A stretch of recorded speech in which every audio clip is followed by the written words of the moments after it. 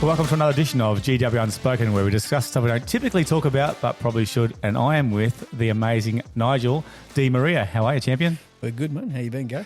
I'm good, mate. I'm in your house here. We've set the podcasting gear. We've got the dogs in the cages around us, mate. It's just, how nice is it up here in David? It's beautiful. Yeah, she's a lovely little piece of paradise out here, isn't it? It's Mate, really nice. I know that I brought you an awesome feed tonight, chicken sandwiches, and you put the lovely little potato chips on. It's actually quite nice, isn't it? Yeah, mate. Nothing like something really simple. A lot of butter, a little bit of soy sauce, some salt, mate, and away you go. Keep it simple. I had a laugh because I come out to your lovely country town out here, and we were telling you, we pulled out, got the roast chicken, pulled out of the IJ there, and looked left, looked right, looked left again, and this bloody horse was coming across. I'm like, who gives way to who?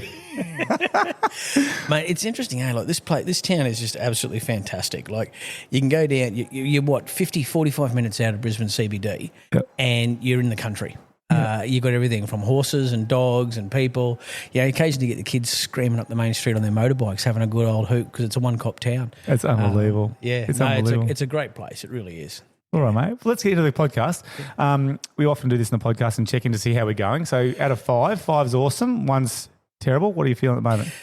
Oh, look, mate, I've put it at about a 4.8. Doing pretty really high. well. Had a great day. And it's great to be doing this again. Like, to be honest with you, it's good to see you catch up, have a bit of a yarn over where things have been in the last few, I don't know, last months. How long was the last time we did one of these? Was it 3 or 4 months? Yeah, easy. Yeah.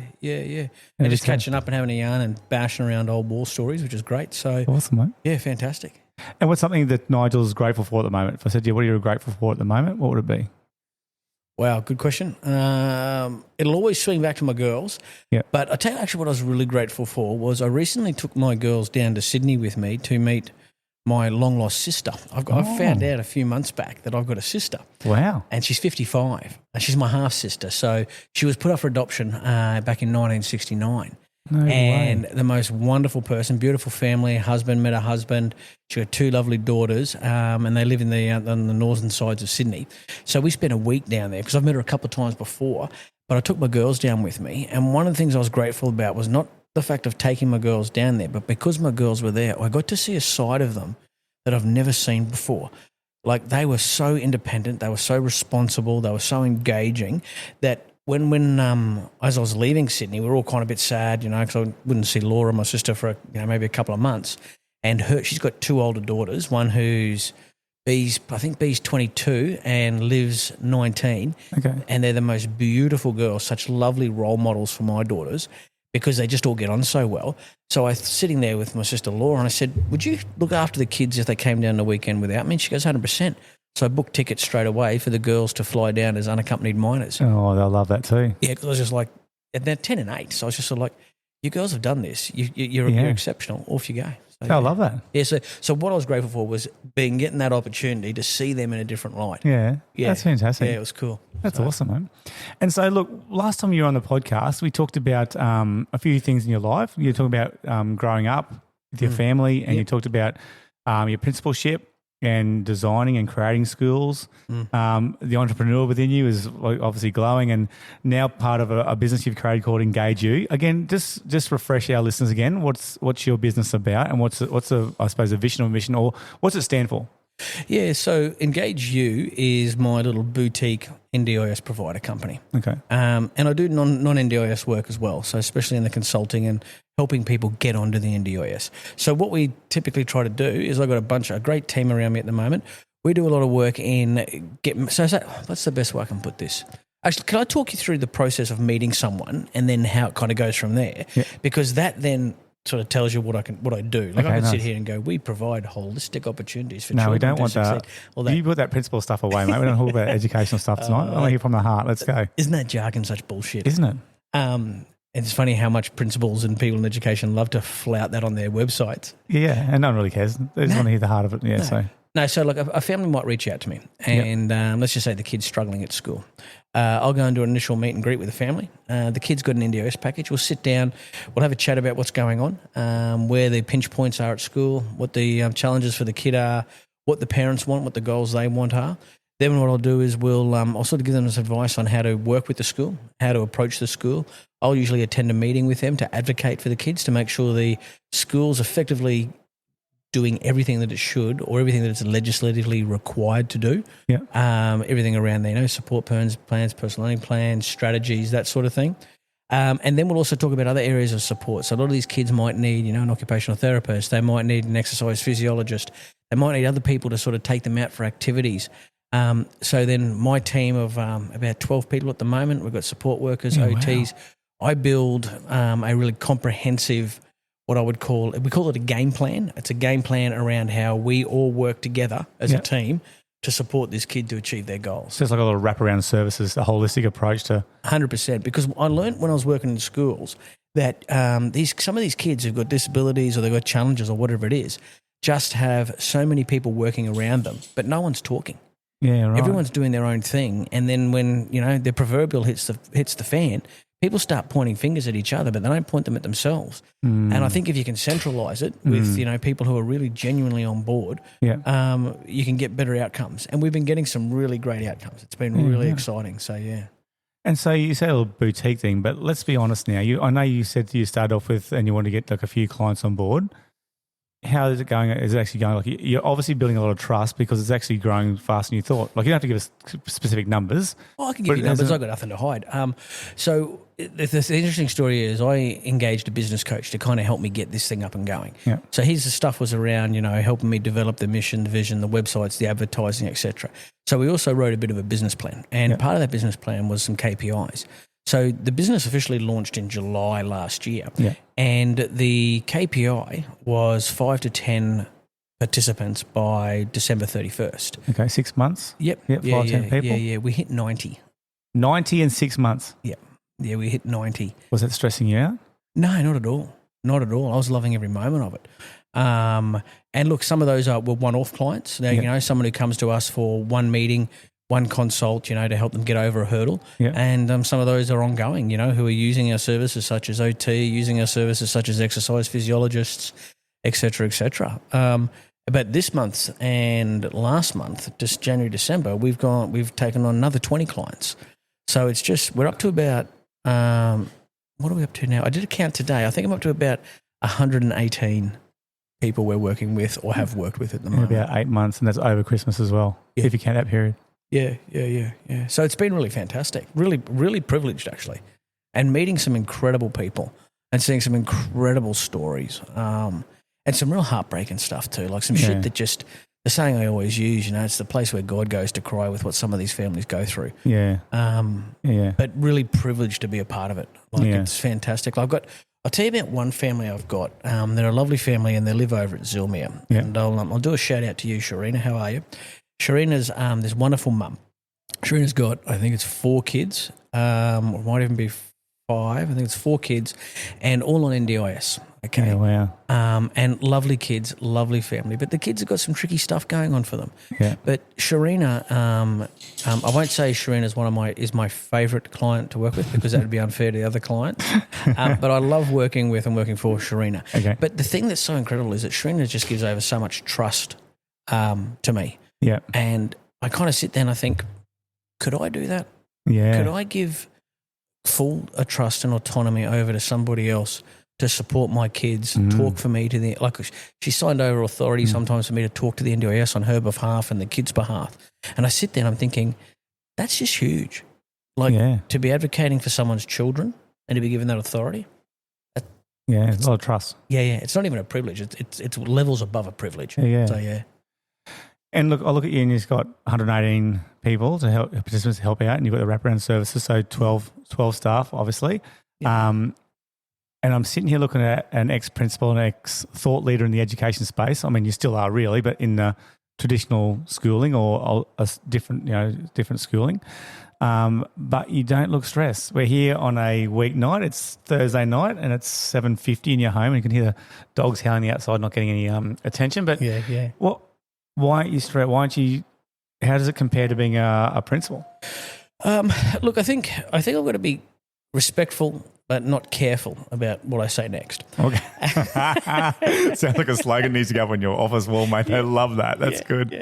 Oh, look, I don't ever want to – it'll be kind of a backhanded compliment to the education system. I go that I am where I am at the moment because of all the wonderful opportunities and the wonderful leaders and people I met that I was afforded. Okay, okay. Yeah.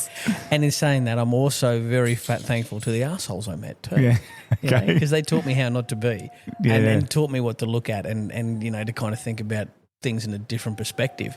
But the thing that I find absolutely fantastic about doing what I'm doing at the moment is that I'm meeting everyday people, everyday Australians. Yeah. I'm able to be myself.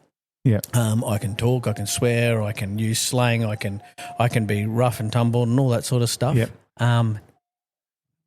How's that dog going? It's not feeding back through the microphone, is it? A little bit. That's right. Which one is it? I think it's Emily. She's a little sook. I'm thinking I might try and find the water and give her a bit of a spray. So that's right. Is it feeding in? Will it come through on we the might do, but that's okay. We're authentic here. It's all good. It's good. We actually realise. Let me just tell a little bit quiet. Emily, sit down. Come on. That's enough. We're authentic here. We'll see if that works. But one of the things about education is it's a conservative profession. Yeah. Very conservative, very restrictive and very prescriptive. Yeah. If you're in a school, you are marching to the beat of the wheels that are turning bigger than you and turning faster than you. Yeah. You have to subscribe to their philosophy, to their values, to their system. Yeah. Now, if that goes against the grain for you, suck it up, big guy. You just got to go along with it. Yeah. Because the other thing is that a lot of people get focused on progression up the ladder. Yeah. So if I want to be promoted from teacher to head of year, how do I do that? You toe the line. You toe the line. You toe the line. You toe the line and you step into the role that the organisation wants you to play so that you look good, so effectively you can move up the line and be affirmed that you're an up-and-coming leader or you're exceptional at what you do. So the feedback loop actually traps you to keep going along with the company line and towing it. And following the man, what the man wants. And following the man and what they want. And then what you get is also you get these organisations that are so risk adverse and so petrified of admitting that they're wrong because then they actually they incriminate themselves. So I've only been in one meeting with a deputy principal, this amazing principal at the Mitchelton Special School. I can't remember what her name is, and I'll say that name on here. People can hear. Mitchelton Special School, absolutely beautiful school from what I've seen. We were in a meeting with them and I was supporting a mum with her kids there. This deputy principal actually turned around at one stage through the meeting and said, do you know what? We've got to apologise. We completely missed that for your son. That was our mistake, our fault, and we take full responsibility. We will change and we will be better. What a leader. Yeah, how incredible is that? Yeah. And what did the mum do with that? The mum went, thank you. The mum didn't go, okay, now that you've admitted fault, I'm now going off to the courts and I'm going to sue you, et cetera, et cetera. Now they can work together openly. Exactly. It just opened up that beautiful sense of trust and collaboration. Yeah. But what do you get in other situations with principals is they say it's something that we will have to reflect on and I'll take it up with staff. Which may not happen. No, it doesn't. It usually doesn't, It doesn't. It doesn't. Well, I've never seen it actually work positive. Yeah. So coming back to the original question, why am I looking so relaxed, is I get to do things the way I've always wanted to do things that are according to Nigel's values and the company of Nigel's mission and vision. Yeah. Which is really great. Yeah. And enjoying everything I do. You know, I have more time for myself. I've got more time for my girls, with my ex-wife, we have a shared parenting arrangement of 50-50. So we do Monday, Tuesday with dad, then they go to their mum for 2 days, then they're with the dad for 5 days, then with their mum for 5 days. So on the days the girls aren't with me, I'm smashing out work. I'm doing big hours. But on the days they're with me, on the Mondays and the Tuesdays, you're a present father, aren't you? I'm around. I'm dropping them at school at 8:30. I'm picking them up at 2:30. So I've got this wonderful lifestyle. Which a lot of dads and mums, a lot of dads wouldn't have that privilege of doing. Like they wouldn't, would they? They have that chance to do that. No. And I absolutely enjoy that. And I'm really lucky to be able to do that. But I'm also doing stuff that I enjoy. I think that's the big thing. And I don't have this sense of, and we'll call it the man, I don't have the sense of the man standing over me and me actually thinking, oh, can I do this? Can I put this strategy or this new event or whatever you want to call it in process? Are they going to approve, or am I going to get or am I going to get cracked on the knuckles for doing something that could have been seen outside of the organisation's way of doing things? Yeah. And I suppose, I look at you and I know I've referred a couple of people onto you too who work in the education space at the moment. And And every time I do this, and I refer him to you, I always say, Nigel's not one of these guys who rip off the NDIS space. He does more than what, he can probably charge more than what he could actually, like he does at the moment. He's given me a couple of examples of that. And I always say, when I met you also at the Y, I said, I've never met a man straight up, you just see his heart, and you see his heart for other people. And do you think, it's hard to talk about yourself, but do you think that's what sets you apart? Do you think that's what gives you motivation to keep going, is that heart for other kids and for other families? Yeah, I think so. I don't know if I've ever really thought of it like that. And I probably wouldn't think of it like that because I'd struggle in that kind of reflection on myself, thinking I'm a man with heart who does it for the heart. I don't know if I'd feel comfortable saying that about myself. Hey, look, if it's the truth or if that's how I'm seen, great. But I kind of struggle a bit around that stuff. I'm not good at hearing that kind of stuff. I'm sitting here at the moment when you're saying that, feeling cringing, saying, "Damn that question." Yeah, feeling uncomfortable. You know, like I'll be honest, I'm feeling uncomfortable. It's a good uncomfortability though. Like it's not like I'm going to burst into tears. Yeah. But I think why am I doing what I'm doing? I think I'm one of these guys who really struggles to unsee injustice. Yeah. It's really difficult for me to unsee injustice. Yeah. So when I look at kids, infants, teenagers, adults who, because of no fault of their own, have a disability, are being served an injustice in the sense of the way they can access the world or access the environment or access what's going on for them around them, I can't unsee that. No. And I think that's wrong. And if any contribution that I can make, and let's be honest, in the greater scheme of things, my contribution at this point in time, if we look at what's going on around us in a big world of 8 billion people, it's kind of a drop in the ocean. But it's but it's not for those families. Yeah, it's a good point. Yeah, but it's just something that I'm really connected to. So where does it come from? If you were to reflect now, where does that passion? They say with any good person who's got some really good mental health and drive, they've got passion and purpose. So where did that passion and purpose come from? The seed was probably planted by mum and dad. Growing up in a household with a father who was a left-wing academic in social work and social policy. Yeah. And a mum who was a mental health advocate and set up her own charity to support people with mental health challenges. Yeah. So it probably started there. I think doing a lot of travelling as a young man when I was in my early to mid-20s, went to a lot of third world countries and really saw how fortunate we were and that sense of, geez, this is shit, this is unfair. I get to go back in a couple of days to my apartment and watch TV and drink some nice wine. But you go back to a mud hut with no electricity, this sort of thing, it just didn't seem just or right or fair. Yeah. So I wonder if maybe it came from that space. I think then also when I came back to Australia, working in flexi schools, where you're working with these kids, like the first flexi school I opened up was out at Inala. And if anybody knows Inala, it's a low socioeconomic area. Yeah. And it's a tricky space. Beautiful place though. I love the suburb of Inala. A lot of people go, oh, it's a dump, it's a shithole, it's full of crims, it's it's got full on hot as hell. Yeah, dole budgers, it's a terrible place, they're all scum and all these horrible labels that get thrown around it. If you go and spend some time in Inala, you'll see that it's a pretty cool, great place. Yeah, okay. The sense of community that's there.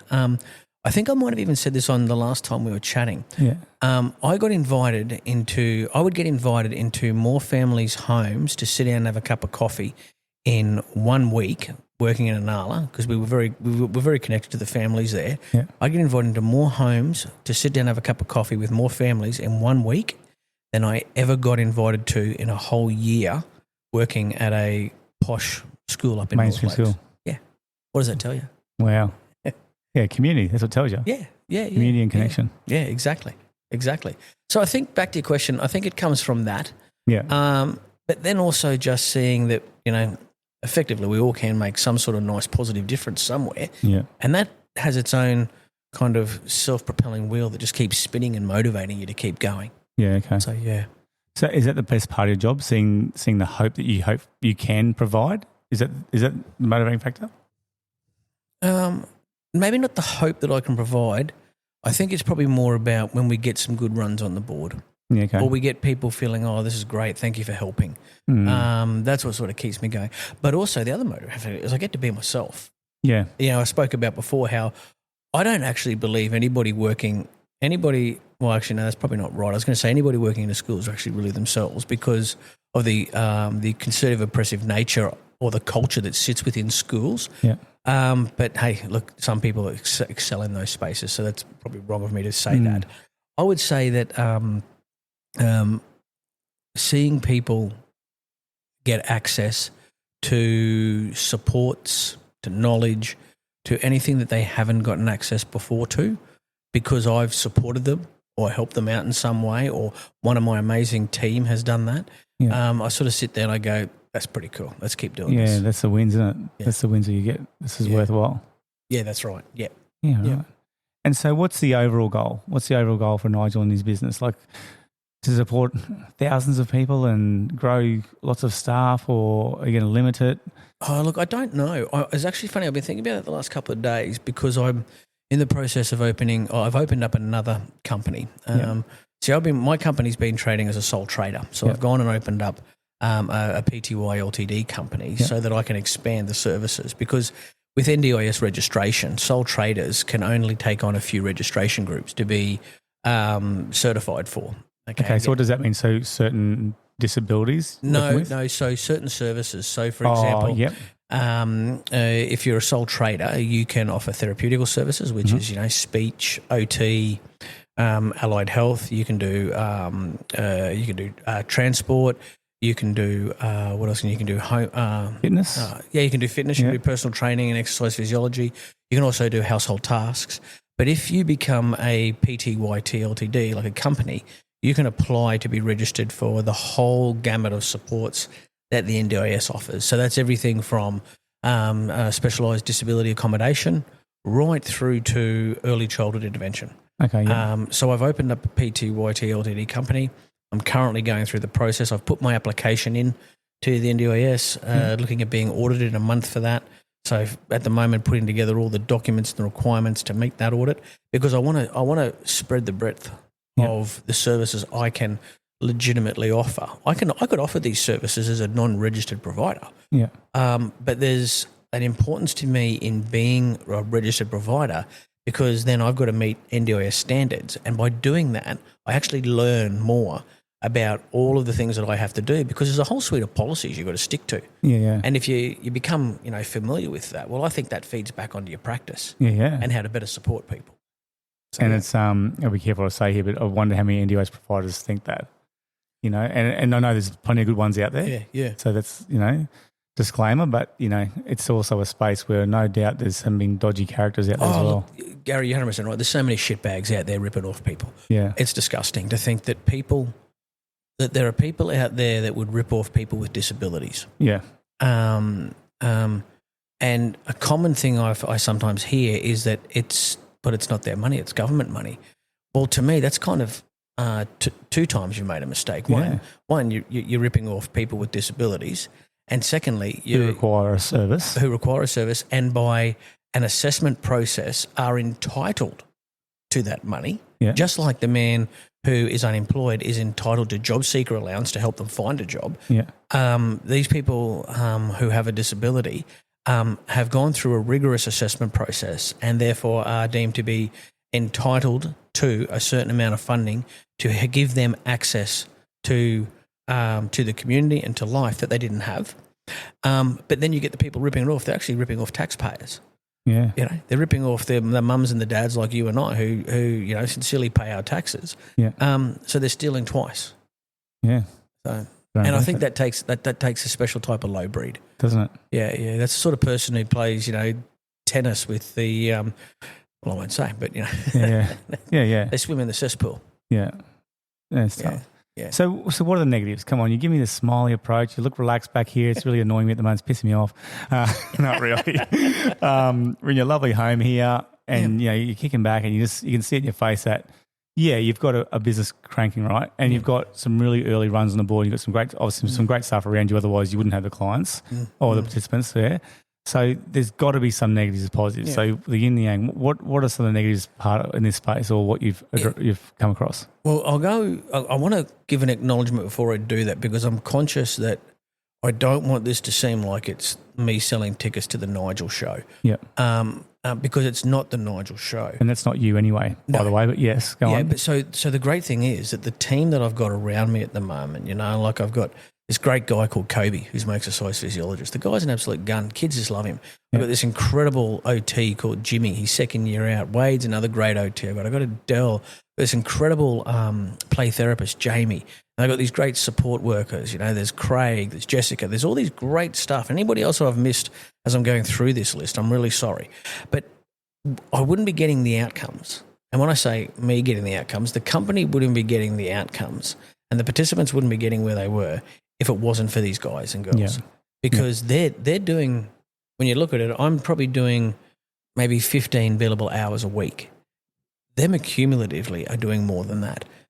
So they're doing more of the heavy lifting than me. I'm kind of out there just directing traffic at the moment. So the shout out really needs to go to them. Yeah, they're on the ground. Yeah, they're on the ground. Yeah. I'm doing, what's actually changed is now I'm doing, and when you say what's kind of not so cool about the business, is that for me to keep maintaining this momentum, I'm slowly having to work on the business, not work in the business. Okay. Because if I'm not working on the business, then the leads and the clients aren't coming in. Yeah. Then there starts to become problems. So I'm starting to have to step back and go up to the helm and work. Use the old ship analogy. You can't be steering the boat. You can't be in the helm room and the engine room at the same time. Yeah. So that's probably one of the negatives, is that I'm not seeing as many people face to face daily as what I used to. And isn't it interesting that most people in business are the other way around? I'm too much in the business, not working on the business. Yeah. And you're the other, because I told you don't like this, but you got the heart, so you want to be in there in the face of, administrators, principals, making sure the students or the clients, participants get the best that they can. Yeah, that's right. And I think what I've had to kind of do is do a lot of letting go and going, well, you sat down, you had a cup of coffee with these staff that you've put on. Let them do what they do best. And that's great leadership, by the way. That's what good leaders should be doing. And I say to them honestly, I say, look, the only time you're going to hear from me is if we've got an administration issue, because it's something to do with the company. There's 3 times you'll hear from me. An administration issue with the company. So at the moment we're implementing a new software program to manage all of the clients. So they've all heard from me about that. The second time you'll hear from me is you really stuff up, like you really fuck up. We're going to have to have a yarn and work out how we can sort of unravel ourselves out of that. Or the third time you hear from me is when you're doing something great. Yeah. Other than that, I am never going to comment on your practice and how you do what you do, because I hired you because you do what you do. Yeah. You're not going to micromanage them. No shit, no. They're well-accomplished individuals and professionals. Yeah, they're adults. That's good. Yeah. And so how far has it reached at the moment? What do you mean, geographically? Yeah. Oh, look, it's actually been really cool. Where'd we get to? Adelaide? Yep. Yeah. That's awesome. A couple of clients down Adelaide. Melbourne. A client down in Melbourne. Had a family down in Port Macquarie I was regularly seeing, flying down to see them. Southeast Queensland, as far as Gympie, out to Toowoomba and kind of down to the Tweed. So you find yourself on the road a fair bit then? Yeah. Not as much this year. Last year, for example, Boona, if anybody knows where Boona is, great place, go out and see it. Kind of like Debra, but a little bit further out. It's a beautiful country town. So I'd actually spend a couple of nights out there every 2 weeks. Okay. And stay in this old dilapidated old pub. This pub had some character, and it was a shithole. I stayed and the stains on the carpet. I actually had this moment when I went out there. I started to go into panics, thinking, what is this? Is it a halfway house? Is there crims around? What am I going to do? And I barricaded the door, and all my bloody little anxiety brain started clicking in. But there were stains on the carpet. Check the sheets. Sheets were clean. So that was the main thing, mate. I think everyone's got a story like that. I remember coming back from teaching at Cloncurry, and we used to finish a week early out there. They give you an extra week holiday. Yep. I think just the other side of the sort of northwest corridor past Morven. And I remember getting in the car. We finished at 2:30, and it was Christmas holidays, the extra week. And I think my parents used to always have a place in Ballina. Yep. And so they'd be sat there, and I'm like, pack my surfboard, Mum and Dad, I'll meet you there. I'll be there in 2 days. Like if you went straight through, it's 18.5 hours. Oh, wow. 18, and I've done it a couple of times, very dangerous, by the way. But anyway, I'm like, I'm going as far as I can with my 4-wheel drive 4Runner. And we get the car flat out. I'm going down this highway, and I got as far as Tambo. I think it was like 9 hours, like straight from school. So I was flogged. It's midnight, run out of fuel, all the servos. Okay, I called the pub, knocked on the door in there, and the pub is rocking. It's a Friday night in Tambo. There's nothing around, mate. No kangaroos, cows, about it. Yeah. Anyway, so cool. Long story short, yeah, mate, you can have it $15 a night. $15 a night. Oh, awesome. wow. If I get 5 or 6 hours sleep, this is gold. I've gone in there, the pub's rocking. I'm like, I'm not going to shower, mate. I'm just going to go straight to this room. Little single room, old school doors. Yep. I've gone to lie on the mattress. It's got a massive bow in it. I'm like, I'm not going to sleep on this. So I put the mattress on the ground. You hear this. Oh, yeah, great. Awesome. Mozzies. I'm like, what the hell? And, of course, you turn the light on to get the Mozzie. I look up. Straight ahead, probably about 3 meters where the bedroom wall is glass. The glass has been smashed in, and there's a VB carton to cover up the holes that weren't there. Oh, that's great. And I got 2 hours sleep on the road again. Off we go. But it's funny. Those are the things you and laugh at now. they're great things, aren't they? Because I sat downstairs in the pub because I don't drink, but I sat downstairs and had some dinner, and you chat to the old blokes there, and it was really interesting. These old barflies, they're such good guys. They're such real salt of the earth people. Young barmaid, right, is working behind the bar, pretty little thing. And she goes out to the bottle-o, and all the 3 guys behind the bar all stand up and go and stand next to the monitor that's got the camera showing from where she is down there. And I said to them, what are you doing? They said, there's a few dead shits around here. Oh, looking after us. We're just keeping an eye. How good. How good. Yeah. How good. Yeah. That's awesome. So where to next, mate? What's next? What's the next on the agenda? With Engage You, what's... Like, and I don't want this to be like a big. It's not here to get a big promo, but if there's people out there who are listening and going, maybe Engage You is for them. Yep. Like, how do they at the moment? How do they reach you? Is it word of mouth? Is there a website? Like, there's the website. Yeah. There's the website. So, that's EngageUs.com.au. Yep. So www.engageus.com.au. Okay. Yep. You can give me a ring. I prefer if you just give me a ring. Yep. I just find that ability to be able to have a chat, have a bit of a yarn, see what's going on, is a more authentic way of meeting people and working for them. Yep. I get a lot of referrals now coming through from support coordinators where the personal contact has gone out of it, which I always balk at. Like I had 2 of them I sent out today, and I was like, I don't know if I'm liking this because I feel it's losing a bit of personal touch. Okay. But, I think even as I'm saying that to you, I'm thinking, well, what can I do to change that? Hey, always pop a call. And maybe that's something I should always do is just pop a call and introduce myself. Yeah, okay. Phone call or email as well. So email is just educator, EDUCATOR at engageus.com.au. Okay. So, what's the next plan for you? Oh, look, I think keep doing what I'm doing with the services we're offering. That wraparound game plan stuff that we've been doing for about the last 7-8 months. Yeah. The company will get registered in probably about 4 to 6 weeks is when I'll do it, when I'll have the audit. And to be honest with you, I'm not too sure what's going to happen after that. Yeah, okay. I really don't know. Like, my plan is just to start offering those services, but I might get into it and go, well, this is too much work. Yeah. Or I might go, hey, this is well outside of my wheelhouse. I'm backing off back to the little stuff, which I really liked. But I think... you asked a question before about, you're saying everything's going great, you look relaxed, you're calm. The thing that does sort of play on my mind is when is big enough? Yeah. Because I'm worried about losing that boutique personal touch. Yeah. And I kind of question myself. I go, Nigel, are you genuinely chasing the participants? Like, why are you growing so big? Because when do you kind of go, hey, stop growing so big? And just stick with the core group of people you've got. Yeah. So I don't know, Gary. I don't know about that one. But yeah. And is that sort of a risk too, where you think of it? Like I know you said you're blessed before with the staff you've got. Is that too a concern where if you get bigger, more participants, more staff, chances of you may get a couple of staff that may not be same values and that kind of stuff too? 100%. I had a staff member recently that I moved on, and it's. What I'm going to say next in this next kind of little paragraph bit on this is it's going to sound like I'm really brutal, but But my belief is that people with disabilities don't have time for poor performing people. Okay, if you're brought in to to perform for somebody because they're paying you, and by perform I mean provide a service. If you provide a substandard level of service, people with disabilities don't have time for that, and they shouldn't be. There should be no affording of time. So this staff member produced some work that was below standard. It actually cost one of the participants in their plan. We then went into full overhaul mode to try and fix the problem. So I moved that staff member on pretty quickly. It was within 24 hours. And wind it back a bit. It wasn't like the first incidents. Like it wasn't like, oh, you tripped up, see ya. It was 3 or 4 times this had happened, and I'd put in place some supervision, had a really highly senior qualified staff member work with this person. And then in the end, I was just like, no, I'm not going to waste time. I don't have time to waste on this.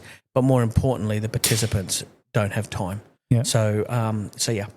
And I suppose in a day, it all reflects back on your business and yourself as the leader of the business. So, yeah. Yeah. And it also reflects back on, I guess, people who we work with and work with and work for. Yeah. They deserve the best. Yeah. If one of my staff is not giving the best, we'll give them a few goes at trying to get them on board and give them a bit of hurdle help to become the best. You still support them the best you can. Yeah, 100%. Yeah. I'm not that brutal to just flick someone because they turned up with the wrong coloured shirt. But if you're not going to be able to do the job to help people, you're gone. Yeah, you are gone. So, yeah. And look, I admit that sounds brutal, but people with disabilities deserve the best. Yeah. They deserve the silver spoon treatment because, unfortunately, life has served them the wooden spoon. Yeah. Okay. Yeah. Can you just quickly take us through, if you can, the range of people who you do help? Yeah, sure. Is that all right? So I started off last year. We focused on kids. A real strong focus on kids. That kind of 4 to 15-year-old bracket. Yeah.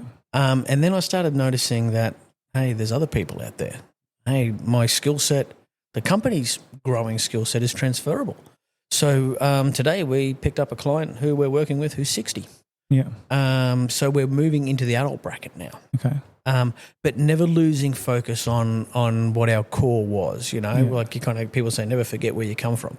Well, the reality is that it'll always be young kids. Yeah, and that's where my vocational commitment always sits, is with young kids. Yeah. But if there's older people out there, teenagers or kids turning into their 20s, and then adults in their 30s, 40s, up to the 60s.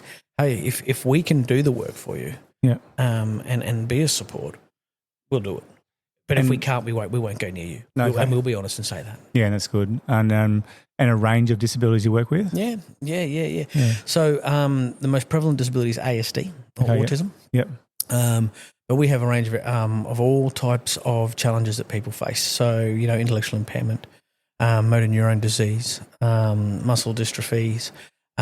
We've also got people with ABIs, acquired brain injuries, mental health patients, physical disabilities, cerebral palsy. I think we've worked pretty much across the whole spectrum of challenges. Okay. I met this lovely family, actually. This is a cool story. Yeah. I met they're speaking about Boona. When I was out of Boona, I met a lovely family out there that I was doing some work with. And the mum and the dad were profoundly deaf. Wow. Did we talk about this at the last session? I don't think so. Mum and dad are profoundly deaf. So wind back Nigel to his early 20s. I was dating a lovely girl at the time who was profoundly deaf. So I learned how to do sign language. Anyway, we broke up, moved on, as you do when you're young. When you break up sign language, is it like a lot of finger gestures? And was it an amicable one? No, it was amicable. That's good. Sorry, mate. I can see your mind tweaking there, couldn't it? Small things for me. Sorry. Oh, mate, I'm the same. Wait till a butterfly goes across. Oh, butterfly! Look at that. So this lovely family, mum and dad, are profoundly deaf. Okay. They've got an NDOS package. But haven't known how to use it, how to be supported. They had a wonderful support coordinator out there. She's absolutely amazing. Hey Joe from Encompass Wellbeing, how you going? So she got in contact with me, so I did some work with the family. So as we're trying to do these assessments, I'm having to quickly try and find that space in my brain that used to know how to do Auslan. And then away we go. I started to remember how to sign again. Oh, how cool. So, yeah. But anyway, their little boy, this great little kid, he was about 5. He could hear. But it was interesting because he would pretend not to hear mum and dad when they were talking to him. Yeah, and run around, run amok, So it was really interesting. But they were a beautiful family. Yeah, wow. But we did a lot of assessments and put some reports together to try and help them get a few more supports going through. So, Okay. yeah. And so there's no, don't be disrespectful, there's no sort of area of disability you prefer to work with, or is it more like the families you want to help who need it the most? Like, is there any, or you just see this sort of even playing field of who you can help?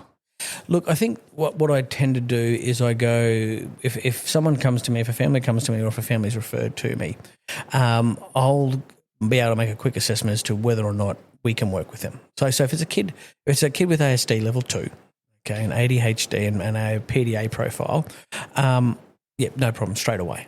Okay, but recently this elderly lady, 60, who got referred to us, who stroke, she's had some surgery on having an artificial Achilles tendon being put in, all this sort of stuff.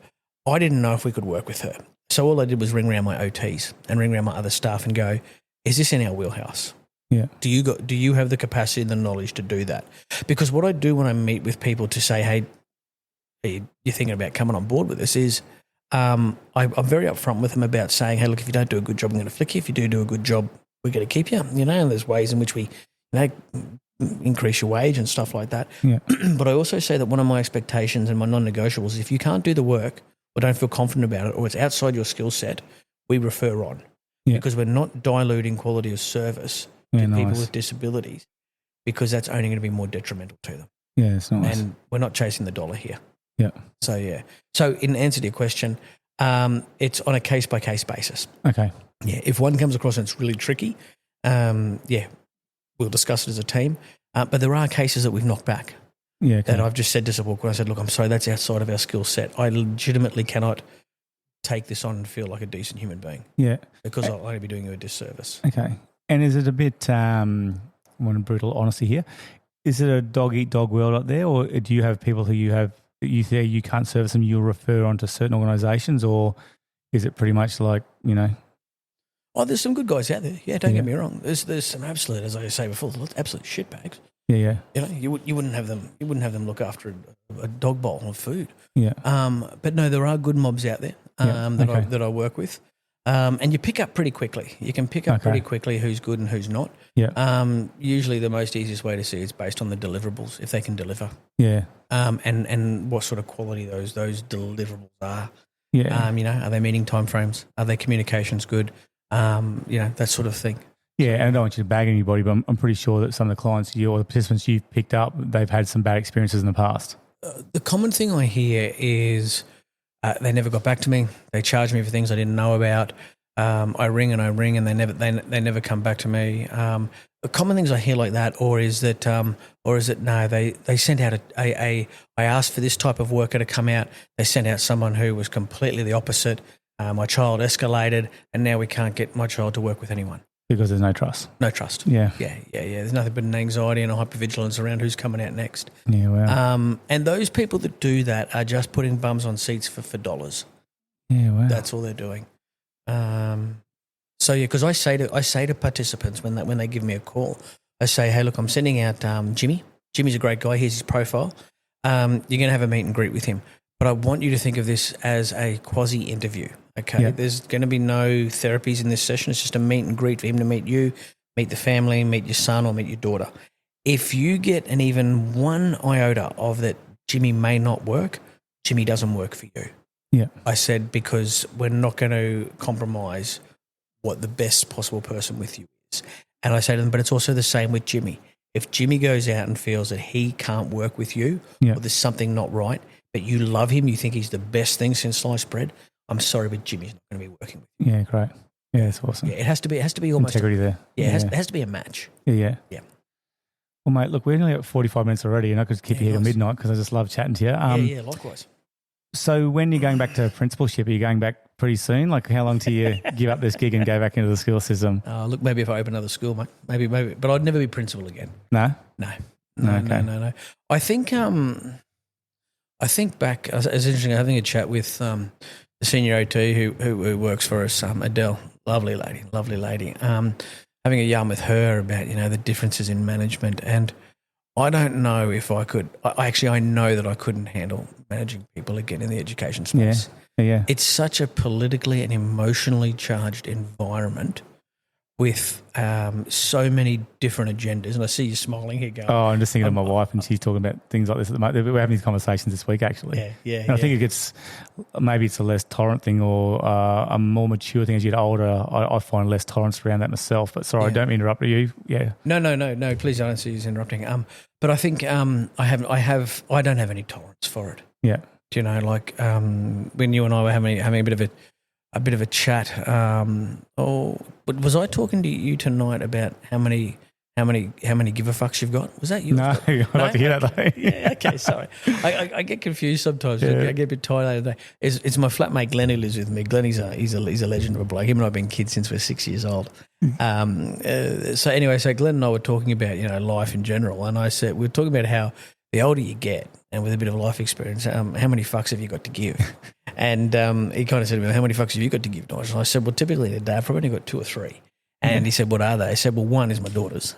Yeah. Okay, that's the first fuck I've got to give. That's the first thing I really. But by saying how many fucks you have to give is how many things do you give a fuck about? Yeah. Okay. So I've got my daughters. Yeah. Okay. I got the business. Yeah. Okay, and then I've got kind of my own health and well-being. Okay. Yep. Everything else is background noise. Yeah. The bloke giving me the finger on the road. Yeah. Let him. Yeah, let him. But let's be honest. I'm not that perfect because the guy giving me the finger on the road is usually getting the finger back too.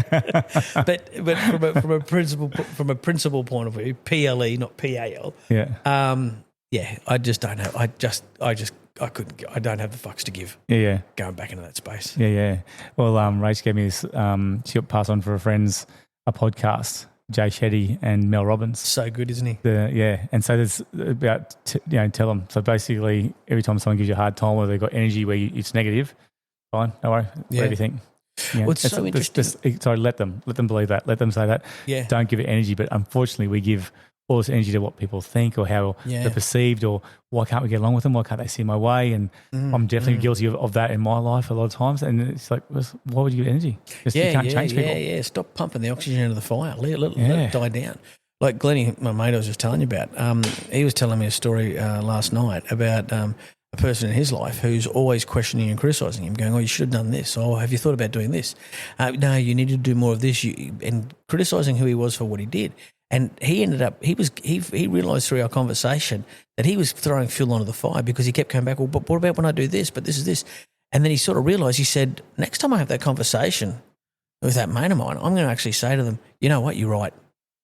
Yeah, you're right about that. I should have done that. Yeah, I should have been a better person and walk away. That's it. Agree with them. Yeah.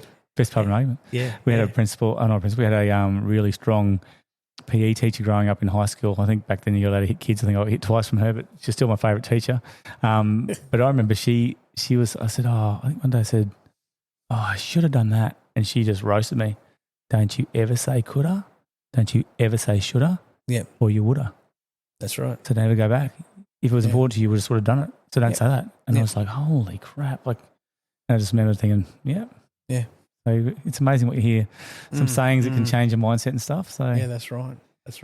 So yeah, mate. Is there anything else tonight that we haven't spoken about that you want to talk about? Life, business, mate. We could be here for hours. I know. So easy to have a chat with you. So yeah, we always do have these great old chats, don't we? Yeah. Even before the podcast comes on. I know. I always say it should be recording that while we're having a feed. Don't you know? That's probably the real quality stuff because nothing's censored over there, that's right, it? Yeah. Isn't it? No, Gary, not really, mate. No, thank you again, mate. I love doing these chats with you. And every time I ring and say, hey, feel like doing another podcast, you're like, yeah, mate, 100%, let's get on it. So, no, shout out to you, mate. It's great. It. Yeah. No, I'm one blessed. I just love doing this because I get to know people in a deeper sense. And, I know you won't let me saying this, but as I said, I referred to people onto you before because you've got the heart. I keep using that word for you. You have got the heart. You've got the right, you got the right thing of thinking of other people. And I think I've said it before to you that I've had a principal my first year in teaching Cloncurry, and she said, Gary, if you do the best thing in the interest of the kids, I'll always support you. Yep. And I think that sums up you, mate, because you're always there for people, whether it be the kids you're working with, the adults you're working with, or the parents you're working for.